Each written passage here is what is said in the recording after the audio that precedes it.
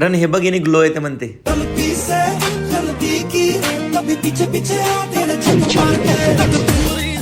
एवढं कोण करत बसणार आहे झंझट, त्याला कालवत बसा, पूर्ण हात दुखेल माझा. वहिनी काय करताय? ते मी घी लावत आहे.